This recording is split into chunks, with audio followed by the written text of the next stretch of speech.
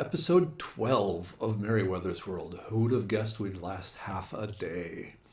So, tonight was supposed to be about medicinal weeds and wildflowers of Texas and lesser important places, but it's been a little change. It's been a hell of a day, and my brain just isn't up to being sure everything I can give you is correct in regards to medicinal plants. I just want to make sure my brain is firing on all cylinders. So what happened today? Most of you know that I am a chemist by trade, and I work for a consumer chemicals company to put things in perspective. Up until very recently, the least flammable thing we made was charcoal lighter fluid, but we sold that business off. One of the reasons the company hired me was to kind of revamp their offerings and come up with better, safer, kinder, gentler, greener, but still really damn effective products. That being said, we still do a lot of flammable things. And so imagine a facility approximately the size of 10 football fields, stacked 3 stories deep with tons and tons and tons of flammable chemicals. Well, today we had a fire. Small one. I'm still here. Apparently, I don't know all the details, but something about corroded wiring, spark, whoosh. The issue is the workers there fought the fire, put it out, and then decided to tell other people about the fire. To put things in perspective, my escape route still involves running through about 100 yards of 3 stories worth of 55-gallon drums of things like hexane and other denatured alcohol, all sorts of flammable chemicals. It's amazing how fast a 50-year-old in steel-toed boots can run when life is on the line. That being said, I wasn't given the option because I didn't find out until after the fire was out. So anyway, my rest of the day is kind of just, okay. So obviously you can understand that's kind of stressful. And so not wanting to cancel the show, but like I said, not really feeling up to the mental acuity required for medicinal plants, we are just going to do a Ask Merriwether Anything episode. So hopefully there's someone out there with a question or questions. But before we get there, I do have to thank some people. First, starting with Cleo Jayton. She helped sponsor the show. She got me this really cool eye loop thing that clips on my glasses, the microscope. So, woo, I'm bigger. For close-up views of plants and plant photography, I mentioned I'm 50 years old. The eyes aren't quite what they used to be, so I find magnifying things help a lot, which leads to the next gift from Sarah Paul and her husband, the digital microscope. So now I can do like really close-up pictures of things online. So I'm excited about that. And also from Sarah Paul, they got me this really cool tactical eyeglass kit or eyeglass carrier for my bag. So I can protect my glasses and use them for close-up, but store them away when I'm scanning at a distance. So all these things were on the Merriwether wish list. So if you want to help keep Foraging Texas going and keep me happy and all that sort of thing, that's a place to go that can help. All right, and because I'm terribly remiss, also I'd like to mention that, of course, Merriwether is with me tonight to actually read any of the questions or otherwise keep you entertained on the keyboard side of this show. Okay, so turning back to, do we have any questions so far? So far, no. People are just glad you're okay and safe, and that they hope your day is relatively stress-free after this. Stress reliever. It's funny that I'm drinking from a beaker, but anyway. We got a question? Question. Our good friend, Mr. Kevin Rust. What are your top choices for medicinal plants for virus prevention slash treatment? Okay, top choices medicinal plants. A lot of this depends on where you are and what you can grow.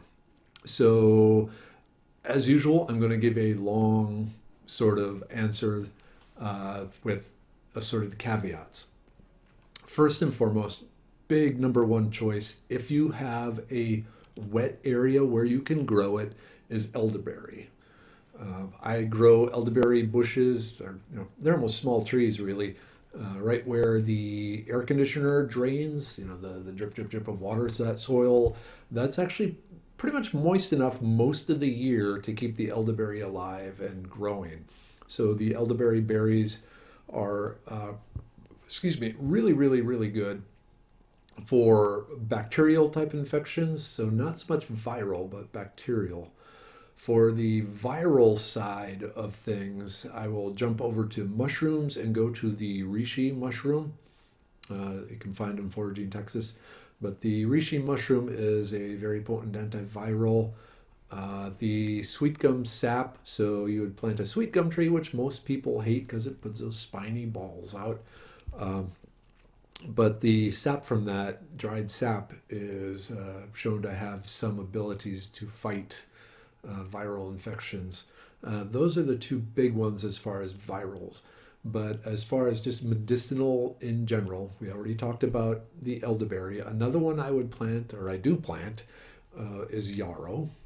Yarrow has some really good uh, wound healing, blood stopping, or blood bleeding stopping. See, my brain isn't on all cylinders here.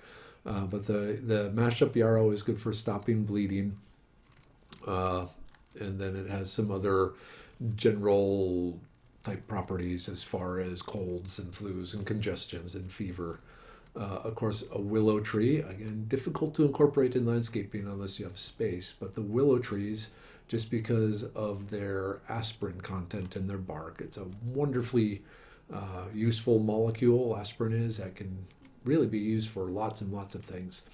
Dropping back to the smaller landscaping plants, non-tree type thing, comfrey is another really good one, especially in my family with the athletics that my girls are involved in and the sprain strains and other muscle issues, tendon issues, joint issues that associated with those.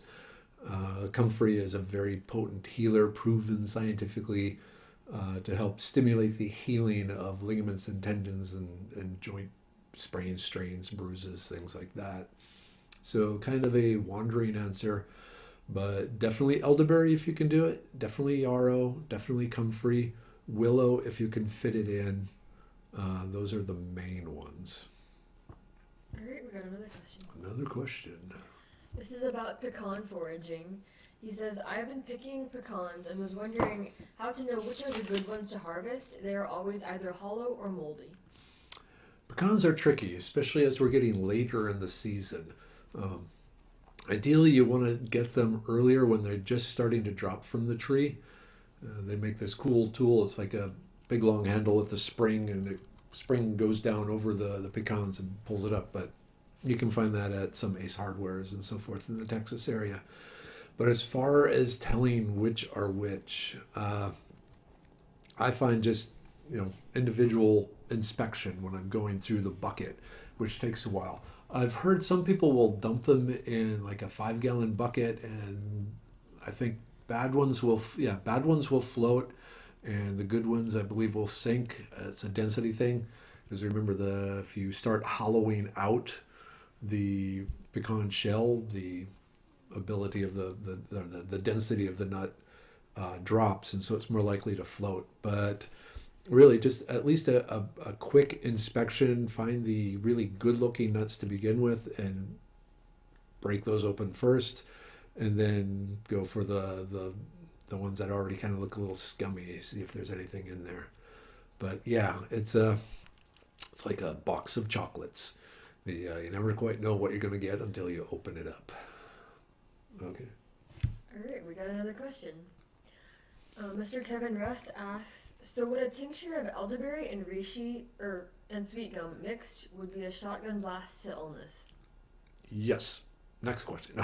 Yeah, I love using elderberry mixed with all sorts of other tinctures, just because it's such a uh, an all around good infection fighter for microbial type infections.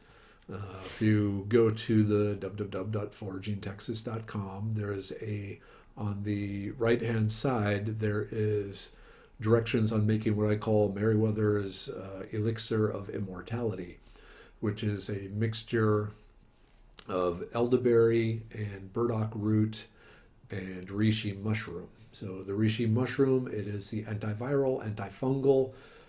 There are two cancer medications made from reishi. One is a tumor shrinker slash tumor preventer. And then the other component from reishi mushroom is basically it helps protect healthy cells from the poisons that chemotherapy brings to the body. I mean, the whole way chemotherapy works is you're trying to poison the cancer cells before you poison the healthy cells. But this particular compound from the reishi, it helps protect cells, fight off damage from external toxins. So the reishi, antifungal, antiviral, antibacterial, anti-tumor, and a cell strengthener. The elderberry is antimicrobial on the bacteria side, and then the burdock root is a liver strengthener. So remember, the liver is in charge of breaking down a lot of the, everything that comes into your body, good, bad, or otherwise, but in particular the toxins. And so the liver itself is constantly being bombarded by poisonous chemicals.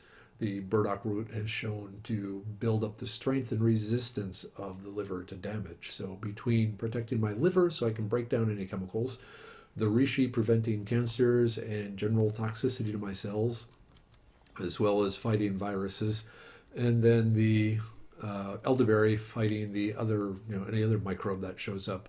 I figure as long as I don't burn to death at work, I'm pretty much immortal. That's the plan anyway.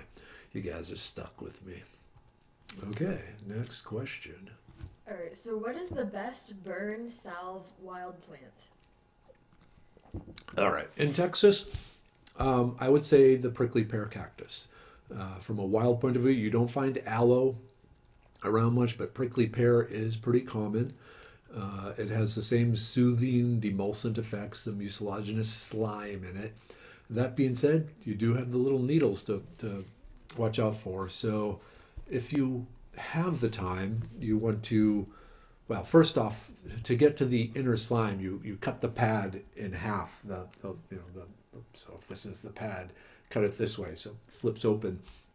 But before doing that, I recommend burning off the glochids and the needles, or otherwise doing something to remove those, so you don't get, trade burns for stickers. On the other hand, the other really good plant is spiderwort. Spiderwort. Spiderwort is also a very plant that's very rich in mucilaginous material, slime. Basically, the other name for spiderwort is cow slobber. And so if you ever find some nice, the thicker spiderworts, like almost as big as my pinky, you cut those half and they just ooze this slime out there. And that also is very good on burns. Now, keep in mind, if the burn is something that you have to go to the hospital for, like a third degree or even a really, really, really severe second degree, do not put anything on it, because anything you put on it is going to have to be removed by the doctors when you get there, which is really unpleasant. So first degree burns, mild second degree burns where you have some little blistering, then go ahead and put the aloe vera, prickly pear pad, or the cow slobber / spiderwort on it, and then that will help soothe and speed up the healing. But if you have a third degree burn or just horribly blistered, something where you are going to go to the doctor, don't put anything on it. Because like I said, whatever you put on it, they're going to scrape off before they take care of it, and that's unpleasant. Uncle Paul is here. Hey. All right. Uncle Paul is my brother Paul, so her uncle, my brother. Hey, Paul. So what is the difference between antiseptic versus antibacterial versus antimicrobial? Difference between antiseptic, antibacterial, and antimicrobial. It depends on the marketing agent that is coming up with the buzzwords for the packaging. Really, I consider them interchangeable. If you want to dive deeper, antiseptic, I would generally consider that to be like a product, like a Band-Aid. You know how a Band-Aid is in the package? It has been treated so it is sterilized inside that package. So the product itself is antiseptic, meaning the physical object does not have bacteria on it. So you got that. Antiseptic means the item is free of bacteria. Antimicrobial and antibacterial, those are interchangeable. One could argue that antimicrobial does include fungus. So if a spray is considered to be antimicrobial, uh, they may, there might be proof that it also works against fungi. Excuse me. Uh, Whereas antibacterial means just against bacteria. But in most cases in marketing nowadays, they use them interchangeably. But antiseptic means the item is free of bacteria. Antimicrobial means that it will kill both bacteria and likely fungus. Viruses, hopefully, but there's some wiggle room legally there. And then finally, antibacterial is it just kills bacteria. All right. So someone asks, how much water does elderberry need? I've wanted to grow it, but I am as far west in the hill country as you can go. Mm. So you have two problems. First off, the water content, it needs a lot. Houston is pretty wet. So there's a lot of humidity in the air. So my AC units are dumping out a lot of water. I'm not sure how much, but I would definitely think it's can be measured in over a gallon a day and probably multiple gallons of the day. So depending on where you are, the air is probably much drier, so you're not going to be able to get it from the AC. Secondly, and actually a bigger deal for you out in the hill country, is the soil content. The elderberry likes a rich, heavy, organic, rich soil, black, actual soil with a slight acidic content. The pH of the soil should be slightly acidic. East Texas, rich, leaf-filled sort of soil, as opposed to the chalky hill country limestone, thin layer of dirt over rock sort of stuff. You might be able to grow elderberry in a really huge pot. I would say you would want a pot probably 3 or 4 feet across, and then definitely water it every day during the summer. But that'd be really pushing it. You could do some raised mounds. Again, I'm assuming your soil, it's like very little soil over a rock. So if you actually have some, like a stream running through your property or a permanent water feature, you might be able to pull it off there, where basically kind of build a peninsula of dirt into the water feature and grow the elderberry there. But in general, I would say gallons per day if possible. So a sprinkler system might do it, but I wouldn't guarantee it. If anything, see if elderberry is available at a quality nursery around your area, one that specializes in native plants and hill country plants, and talk to them and find out if anyone has successfully grown it and what they had to do. But my guess is you'd have to do a lot of soil amendment and a lot of water. Okay, anything else? Yep. Do the green elderberries have the same benefits as the ripe ones? No. I'm assuming you mean the unripe elderberries where they're still green, because I don't know of any green elderberries that are green when mature. But really, you need to let them grow. A good sign, well, The color purple, the chemicals responsible for the color purple in plants usually have beneficial effects. It's a loose rule of thumb. It's not 100% sure or 100% guaranteed across the board as far as purple plants and purple fruit go. But in general, especially in berries, that's a good sign for different phytochemicals. But in the case of elderberry, yeah, you really want the ripe berries to have the maximum amount of beneficial compounds. Green, I I'd put nets over them or something to keep the birds away. I know we're getting late in the year. I have some green berries out of my elderberry right now, and I'm just letting them go, hoping that they reach purple before a frost or anything hits. Alright, so in terms of yellow dock, is there more iron in the leaf or the root? And is the dried root or fresh root tincture better? Okay, is that Rick Fast? Miss Jacqueline Parker, Oh, actually. okay. Hi, Jackie. Uh, I gotta. Oh, hey, run over and get the black package from the freezer. So, Jackie's husband has a really cool shop that sells stuff, and I just ordered. Before I answer her question, basically what this is, so it's individual patrol officer kit. What this is basically a combat first aid kit that police carry. So it has a tourniquet, some self clotting bandages, nitrile gloves, things like that. So emergency type stuff. As you know, some of you know, I'm also a first responder and I work with the Red Cross and all that stuff. And so I'm always expanding my first aid skills. And Jackie's husband, the Fear and Dread shop, had a really good deal on those. I think they still do. So I picked up a set just to keep in my general going out and about bag because you never know when you need a tourniquet. But back to your question, Jackie. So iron content. As far as readily available food-wise, go with the leaves of curled dock, curly dock, yellow dock, same plant. The iron content in the leaves is pretty good. The root, using to tincture, the root of the curled dock is best dried, and you really want to let it dry for about a year.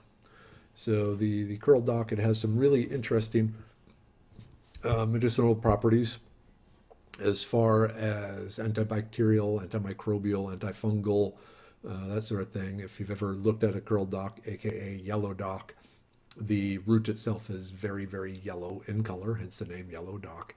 But to use it medicinally, if you actually look into it, it requires drying for at least a year. There's a couple of things going on during that process. First, you are getting the breakdown of the cell wall, which is important because if you don't break down the cell wall when you are making a tincture or an infusion or any sort of extraction of the curled dock root, all the stuff is going to stay trapped in that cell wall. So you need to start breaking down that cell wall so the stuff can get out. But also there is some enzymatic processes that is taking place in the root as it dries, converting molecule A into molecule B, and the molecule want is molecule B, and that takes time. Now, when you are drying the curled dock root, don't chop it up, don't slice it up. Most times for roots, you want to chop it up and expose the surface area and then let it dry. In the case of the curled dock, though, you need that moisture in it to basically not fuel the enzyme, but give the enzyme a media in which to do its chemical reactions. So just let the clean, dry, unshaven curled dock root hang and dry for about a year, then chop it up and then start making your tinctures and tisanes and infusions and that sort of thing. And you'll get a much better medicine from it. To put things in perspective, the Louisiana iris, the blue iris, that root undergoes a similar process in that it needs some actual enzyme activity inside the root after the root's been harvested to create the medicine. But in the case of the Louisiana iris / blue iris, drying that root or letting that root age before using is a 2 to 5 year process. So curled dock is actually kind of short. So yay, curled dock. Long answer. Alright. So, are there any plants that will curb appetite? Okay. Can I ask the person what state are they in? Because here's the thing. Yes, there is. There is a plant called Sida, Sida, also known as wireweed. It's on the forage in Texas. I'm having Merriwether grab the link for it. But Sida or wireweed, one of the interesting things about the Sida plant is it is loaded with ephedrine. So ephedra. And so it acts as a decongestant, an appetite suppressant, a stimulant. The issue is that people in Louisiana have figured out how to make meth out of this plant. And so now it is actually, my understanding anyway, is it is illegal to be caught in Louisiana with the Sida plant in your possession. The law originally, Louisiana law originally, was to say you could not even have it on your property, but it is such a plentiful weed. It's basically from May until a hard frost. It's all over the place. It really likes disturbed areas. So areas that get some traffic, but not constant traffic, a lot of trails and along the edges of parking lots and so forth. Very, very, very, very common weed. Like I said, though, the leaves have quite a bit of ephedra in it, which works as an appetite suppressant. Something to keep in mind, though, is it will trigger a positive drug test result for methamphetamines. So if you don't have a prescription or something like that to show that why you would have this in your bloodstream and you get tapped for a random drug test at work, it could cause a problem. So there is that one. So from a chemical point of view, the Sida is a pretty potent appetite suppressant. The other plant that might fill the need, and I don't have it on the Foraging Texas website, but it is called straggler daisy or horse herb. Horse herb. And the reason I'm suggesting it is it's a small yellow ground cover plant, very, very common all over the place. It offers humans no nutritional value. It's not poisonous, but there's no minerals, there's no, nothing in it that the people can actually, beneficially absorb from it. It's basically a big ball of fiber. So you could fill your stomach with that to the point where you're not very hungry, but keep in mind you've just eaten a whole mess of fiber. So it's not going to stay in you for very long. Let's just put it that way. But those are the two main ones for curbing hunger. I definitely wish there were others I could use that. I'm constantly hungry because everywhere I look there's food, and it makes me hungry. So, okay, do we have? We've got several more questions. Oh, good. If I dig a bunch of sassafras roots, do I have to make syrup out of all of them right away, or can they be dried and used to make syrup when one batch runs out? You can dry the roots. I have roots that are 3-4 years old.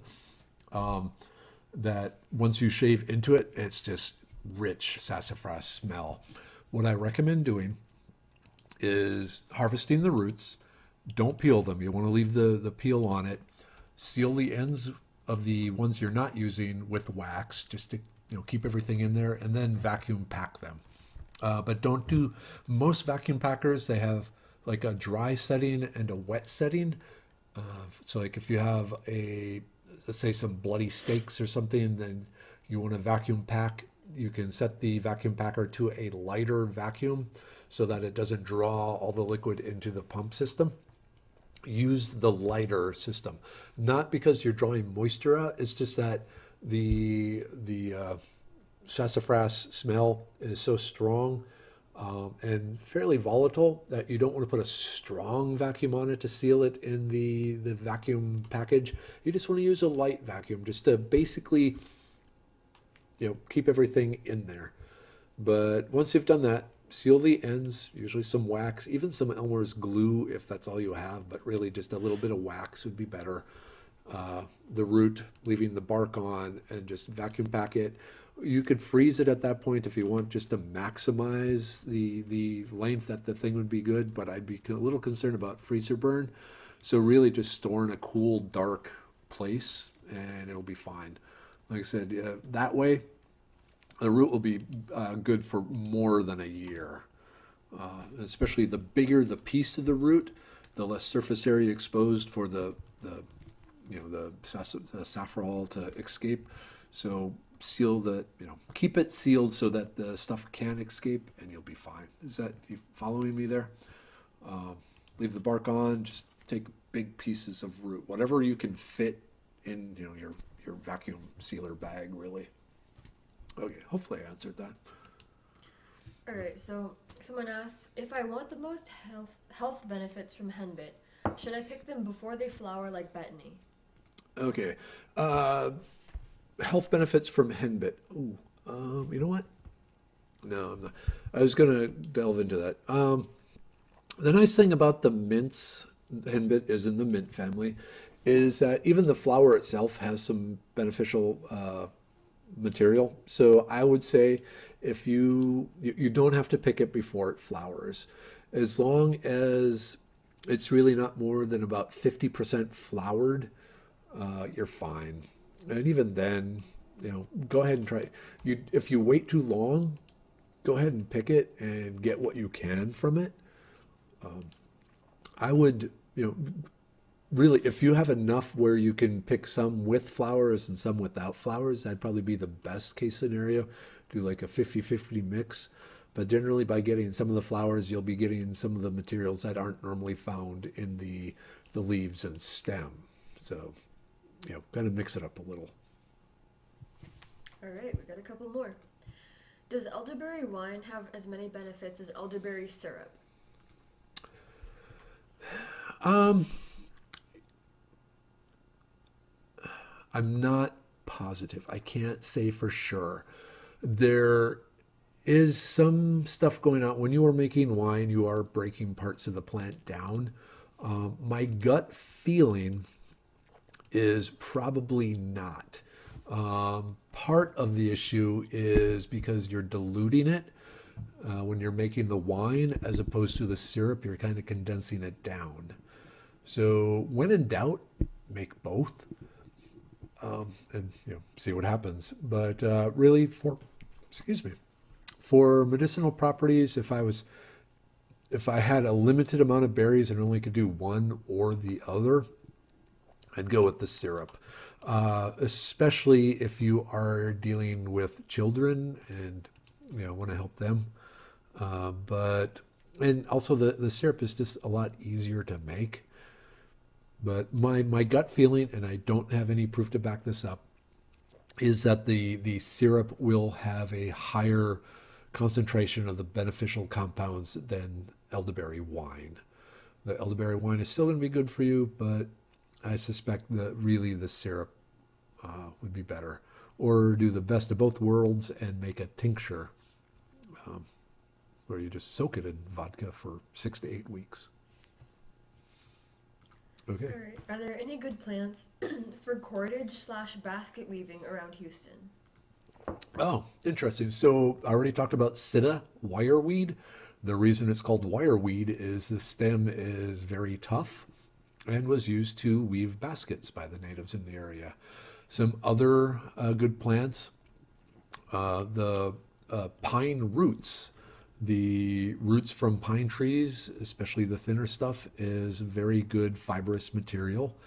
The Turk's cap, especially the inner layer bark of the Turk's cap, comes off in nice long strands, and being in the mallow family, it makes a good cordage. Another excellent one is the dwarf palmetto, the big palm tree leaves. The fibers in that are also very strong and can be used to make into cordage. With the dwarf palmetto, usually they do what's called the retting, R-E-T-T-I-N-G, which basically means soaking the leaves in water until the green non-fibrous stuff rots away. If you want to make your, basically the top quality type twine rope from it, but you can just beat it and pound it and kind of mash off the green and then make cordage from that. Let's see, what else? There are some basswood trees around. A little more common out in East Texas and heading up more towards the Dallas area. But the basswood, the inner bark of that makes a really good cordage. And then willow in an emergency, like the willow baskets are really good. But as far as making an actual cordage from willow, I wouldn't bother with that. Maybe some of their bushcrafters out there could chime in on willow cordage. I would think that, again, it depends on how tight and how strong you need of the cordage. But those are the main ones there is. Oh, and also basketry, the cattail leaves. I've seen people make baskets out of that. So the nice thing about baskets as opposed to actual cordage is baskets, they don't necessarily have to be quite as strong as the cordage. They just need to hold together and stay together. So yeah, so the sitta stem, the Turk's cap inner bark, the pine roots, the willow branches, and the cattail are the good choice. Oh, and the dwarf palmetto leaves are good for basketry and cordage. All right. Okay. Are there any herbs that help the autonomic nervous system? Autonomic. Okay. So the hawthorn. If you bring up the Indian hawthorn. Oh, you know what? Hey, I can do that here. So the reason I'm talking about the Indian hawthorn, or sorry, in this case actually the parsley hawthorn. All hawthorns have a particular property in them. Where is, I'm trying to remember if I have it under parsley. Oh, there it is. Okay. So the parsley hawthorn is a really fascinating plant. Here in Texas, there's actually a fair number of different varieties of hawthorns. And a big problem with zeroing in on a particular species of the tree, hawthorn tree in front of you, is that they're really good at hybridizing with other hawthorns, and so you'll get all sorts of weird leaf shapes and things like that. But you will always have what we call a crown fruit. If you look at the berries, they look like little apples. Do I have? I need to get a close-up shot of them. But anyway, the flowers, the young leaves, and then the ripe berries of the parsley hawthorn and the other hawthorns I grow here in Texas contain chemical compounds that act as beta blockers. Beta blockers are very commonly used to treat high blood pressure, as they help suppress the beta waves in the brain. The beta waves control a lot of the muscles that you don't think about, the heart muscle, digestive tract, that sort of things. So by suppressing the beta waves, you basically reduce the sensitivity of your autonomous muscle systems. Now, here's the thing. The fight or flight reflex. If you've ever heard of that, fight or flight reflex, you probably heard it in either high school biology or psychology or something like that. When the human body is put in a stressful, immediate situation, it undergoes physical changes to prepare itself to either run like hell or fight to the death. Now, these are generally not something you can control, but examples are your vision shrinks down to tunnel vision. Let me just bring the camera up here. So your vision shrinks down to tunnel vision. Your digestive system shuts down. This causes your stomach to suddenly get all kind of queasy and your mouth to dry, your tongue to dry. You stop producing saliva, and so you start having a problem speaking. The blood flows from your extremities and hangs out in the core around the heart and lungs. To basically, if you're fighting, you might get slashed in the arms. It prevents bleeding out quicker, and it keeps the blood there at the heart and the lungs where it can keep oxygenated and ready to go. So the beta blockers interfere with this process. It actually helps suppress the fight or flight reflex. And this was figured out decades ago to the point where musicians and actors and actresses and basically anyone that made a living, up on stage but still had stage fright. If you know Carol Burnett, the famous comedian actress, has terrible stage fright. Interview with her, she would basically be throwing up every night before her show out of nerves. And then once she got into it, she was fine. But that, at first it was just horribly sick with fear. But a lot of, like I said, especially concert musicians and so forth, will get some sort of prescription for a beta blocker to help suppress that fight or flight reflex so they can do their performance. The beta blockers are actually considered to be performance enhancing drugs as far as college and professional athletes go.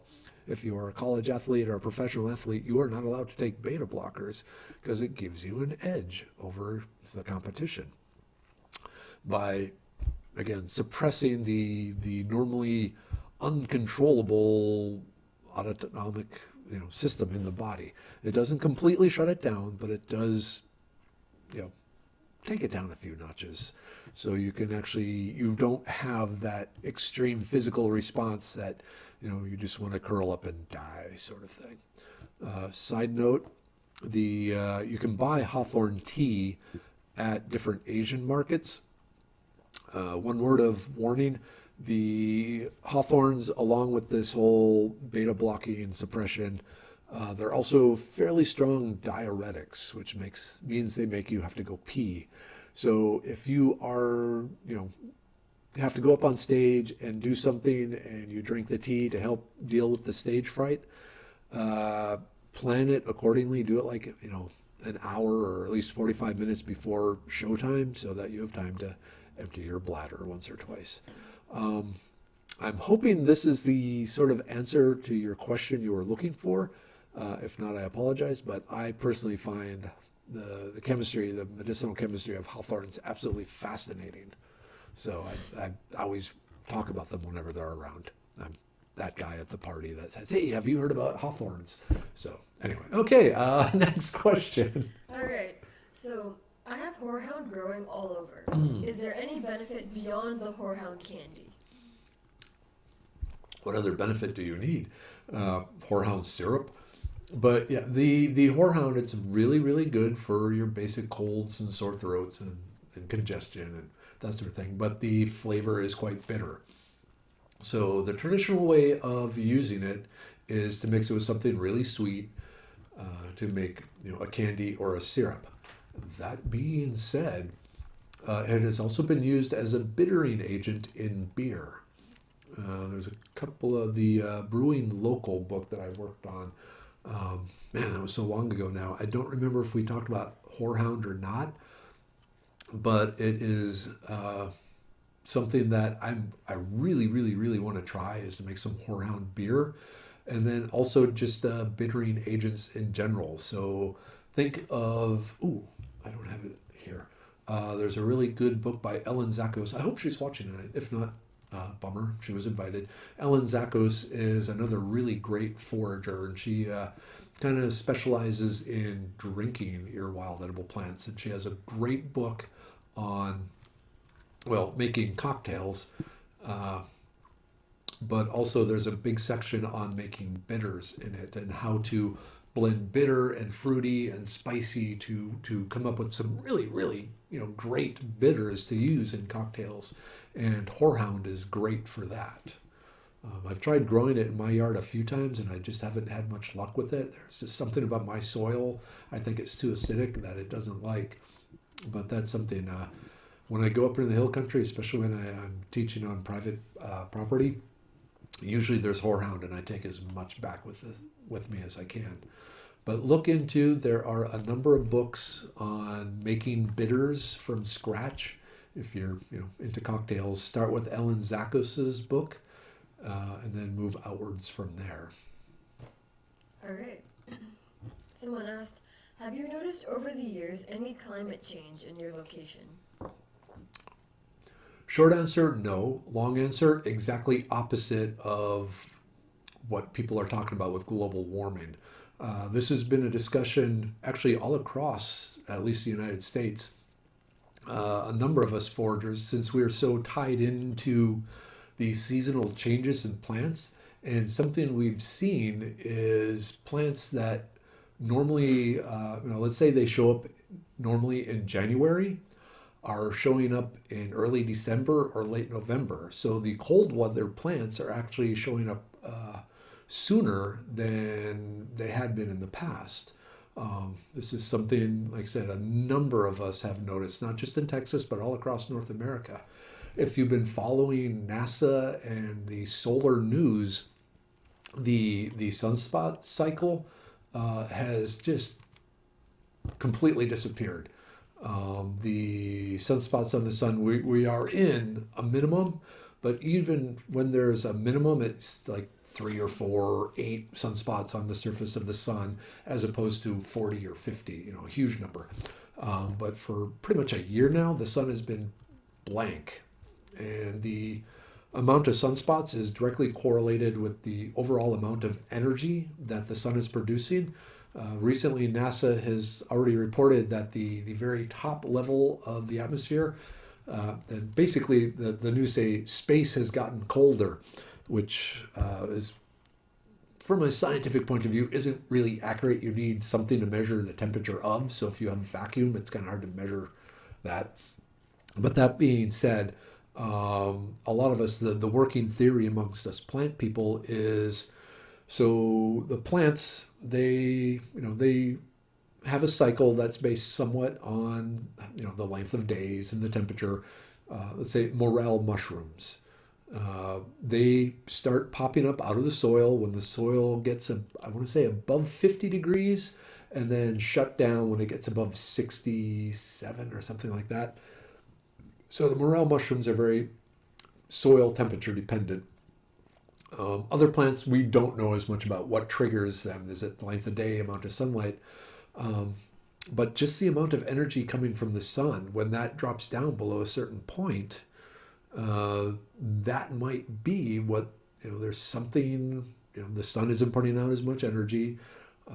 If you look at the model, let's see if I can do this. So the models of the global warming are like this, but when you look at the actual global warming, there's a gap that's getting bigger and bigger and bigger.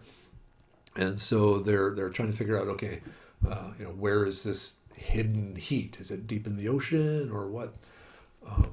But they're still trying to find out why things, the models look great backwards, not so great forwards, and they're trying to make them more accurate. So again, it's a long meandering answer, but the only real changes I've seen to the plants are that they're responding as if things were colder, not warmer. Okay. All right. Aside from cannabis, what would you suggest for anxiety? Okay. Anxiety. First, the flowers of the passion vine are shown to have anti-anxiety properties. Another thing is a mixture of the bark, leaves, and flowers of the mimosa tree. Fortunately, this time of year we're already past both of those, so it won't be until next spring before you have any hope of getting those. So I don't know, avoid people, avoid the news, get a cat or a dog. But really, the from anti-anxiety, yeah, the passion vine flower, or the mixture of the flower flower bark and leaves of the mimosa tree.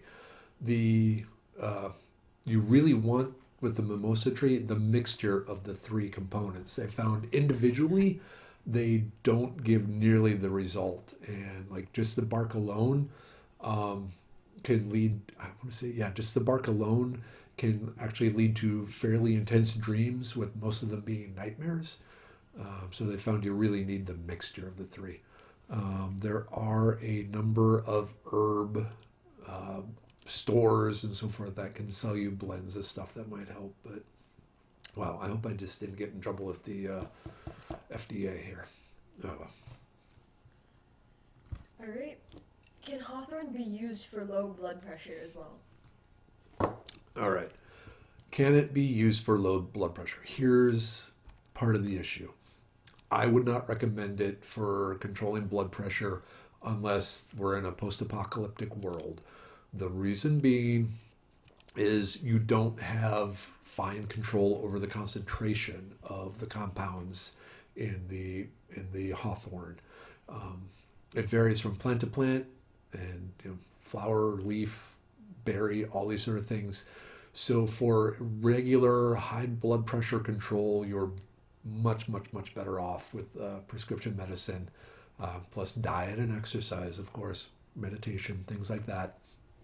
Just so you can get the proper dose of chemicals, as opposed to the dose doing all this, and so your body never knows what's going on.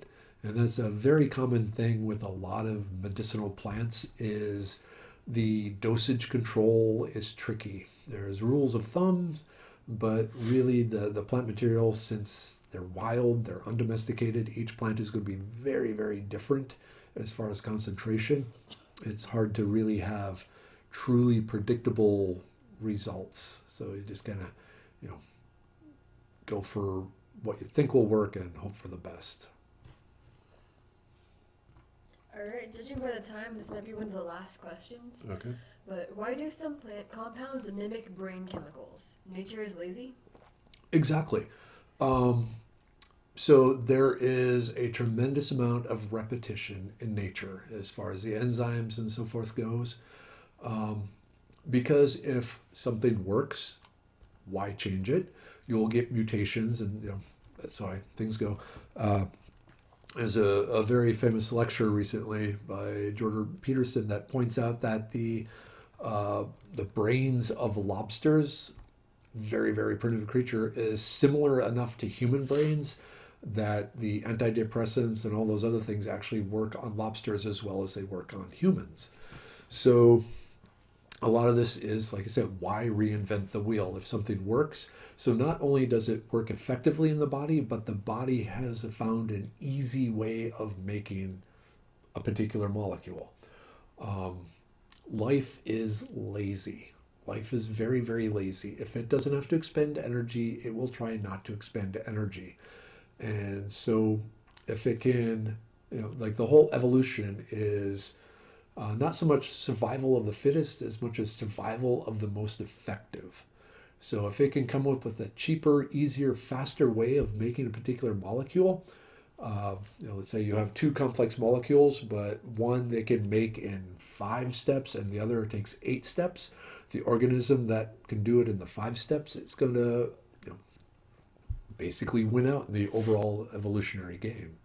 So yeah, there's lots of ways you can put things together, but in the biochemistry of bodies, of plants, animals, lizards, fungi, all this sort of stuff, there are certain metabolic pathways that certain molecules just work better at, and so everything uses them. So convergent evolution. Everyone figures out the same answer to a similar problem. All right. Okay. Do you have time for one more? Sure. All right. So other than horseshoe fungus, what can be turned into dependable fire starter? Is pine sap one of them? Okay. So, hoof mushroom. The nice thing about the hoof mushroom is when it's dry, it will take a spark from a steel and flint it will catch a spark and start to burn.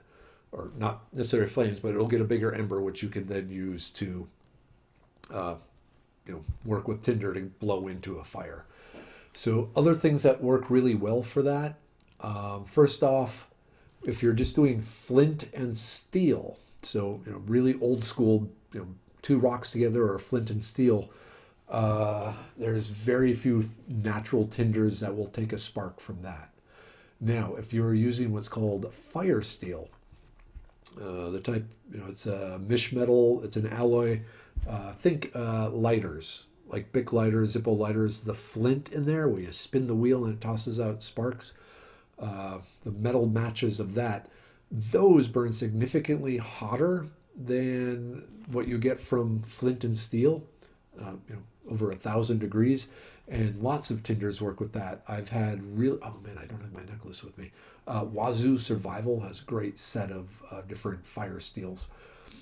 But dried goldenrod flowers.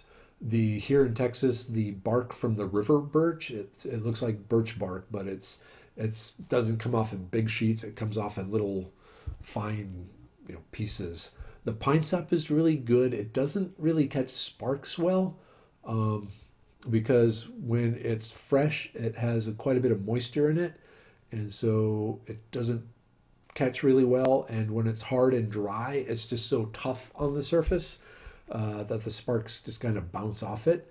But if you can mix the pine sap, like say in some dried goldenrod flowers, dried grass, really what you want is really fine fibers. So any sort of plant material that you can twist up and get good fibers from. I mentioned the Turk's cap, the inner bark of that. During the wintertime, if there's been a hard frost, the branches will die on the Turk's cap, and that can be made into a real nice fibrous bird's nest that catches sparks.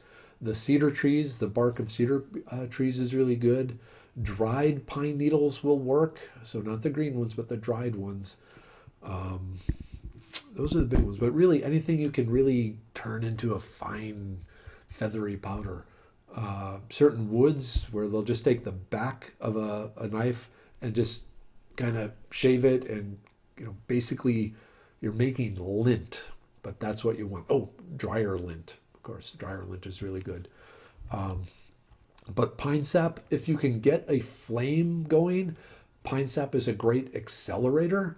But for the initial start with a spark, I have not had good luck with pine sap.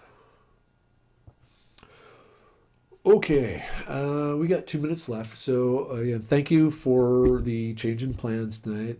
I know a lot of you were coming here hoping to learn about weeds, medicinal weeds and wildflowers. We will bring that next week. And like I said, I just wasn't up to it tonight. So it was just easier for me to kind of do random talking. So at this point, words of wisdom, remember, life is short. Life, you never know when suddenly be snuffed out like a candle, or worse, ignited like a torch. So, hug your family. So like, I'm a teenager. She just likes to be poked. She's not into the hugs right now. But, choose what you're going to do. I saw a good meme that there's no such thing as busy time and empty time and work time and play time. There's just lifetime. So, hopefully you are doing things you enjoy doing with your life and being effective and, making something out of your life. Speaking of which, I'm still waiting to see if I can get permission to share it with you all. But I mentioned last week I did a video for the Cook's Cook magazine website. I don't know what you would even call it anymore. But they're supposed to release it December 7th. But the title of the video is Someday I Will Be an Overnight Success. And the purpose of the video is to teach you how to become famous like me. What a scary thought. But the Cook's Cook actually approached me and said, hey, we want someone to teach our viewers how to become famous, and we think you're the guy. Okay, so how could I resist something like that? All right, we are at 8:59. So again, thank you all. Have a great day. Have a great night. Have a great week. Yeah. We'll see you next week. Don't burst into flames. Don't crash a car or anything like that. Yes, don't combust, please. All right. Good night, everyone.